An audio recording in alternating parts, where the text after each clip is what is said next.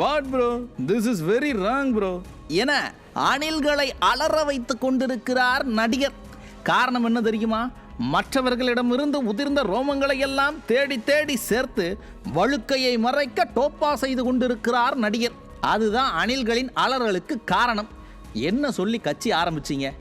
யார் உழைத்தார்கள் அன்னைக்கு சைக்கிளில் ஓட்டிக்கின்னு போய் யார் போஸ்டர் ஒட்டி கொடி கட்டினார்களோ அவர்களுக்கு தான் இன்று பதவி. யார் உழைத்தார்கள் அன்னைக்கு சைக்கிளில் ஓட்டிக்கின்னு போய் யார் போஸ்டர் ஒட்டி கொடி கட்டினார்களோ அவர்களுக்கு தான் இன்று பதவி. நடிகருக்காக உழைத்த ரசிகர்களுக்குத்தான் பதவி என சொல்லி கட்சி ஆரம்பித்த இந்த நடிகர் இப்போ தன்னுடைய ரசிகர் மன்ற நிர்வாகிகள் எல்லாரையும் தூக்கி போட்டு மற்ற கட்சியில இருந்து வந்தவங்களை தலையில தூக்கி வச்சுக்கிட்டு ஆடுறாரு.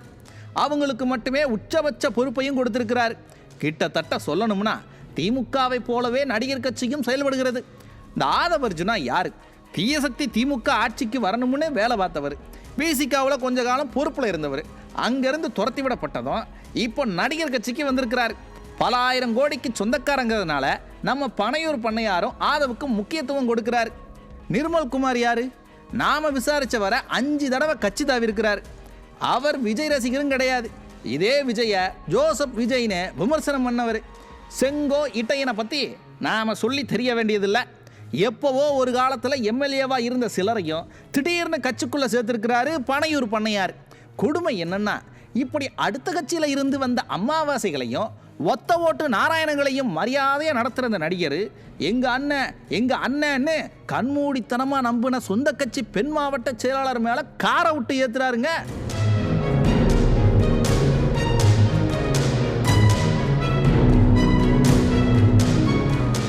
அதிமுக, திமுக, விசிக, பாஜகன்னு வெவ்வேறு கட்சிகளில் வாய்ப்பு கிடைக்காதவங்க, கட்சியிலிருந்து துரத்தப்பட்டவங்களை கட்சியில் சேர்த்து பொறுப்பு கொடுத்தா நடிகருக்காக போஸ்டர் ஒட்டின ரசிகர்களின் நிலைமை என்ன ஆகிறது?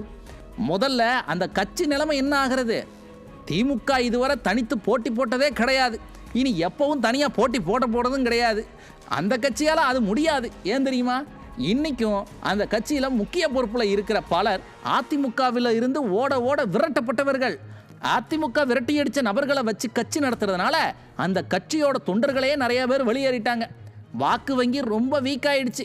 அதான் கூட்டணி கட்சிகள் கிட்ட கெஞ்சிக்கிட்டு இருக்காங்க. ஆட்சி அதிகாரத்தை பார்த்த அந்த கட்சிக்கே இந்த நிலைமைன்னா நடிகர் கட்சியோட நிலைமைலாம் என்ன ஆகிறது? முதல் தேர்தல்லையே சொந்த கட்சிக்காரங்களை வேட்பாளராகவும் நிர்வாகிகளாகவும் தயார் பண்ண முடியாத நடிகர் எப்படி ஒரு தலைவர் ஆவார்? கொள்கை காப்பி, தலைவர்களும் காப்பி, பேசுகிற பேச்சும் காப்பி. அப்படியே திமுக மாதிரி ஸ்டிக்கர் ஓட்ட மட்டும்தான் நடிகருக்கு தெரியுது. சொந்தமாக எதையும் செய்ய முடியல. புரட்சி தலைவி அம்மா ரொம்ப அழகாக சொன்னாங்க, கட்சி விட்டு கட்சி தாவரங்கள்லாம் உதிர்ந்த ரோமங்கள்னு. அப்படியாப்பட்ட ரோமங்களை எடுத்து டோப்பா செய்கிற நடிகரே ஒரு காத்தடிச்சா டோப்பா பறந்துடும், நிலைக்காது. சொந்த கட்சிக்காரங்களை கொஞ்சமாச்சும் தயார் பண்ணுங்க. அடுத்த 1-2 தேர்தலுக்காவது உங்கள் கட்சி தாக்கு பிடிச்சாதான் மற்றவங்களுக்கு ஒரு என்டர்டைன்மெண்ட் இருக்கும். ஏன்னா நான் சொல்கிறது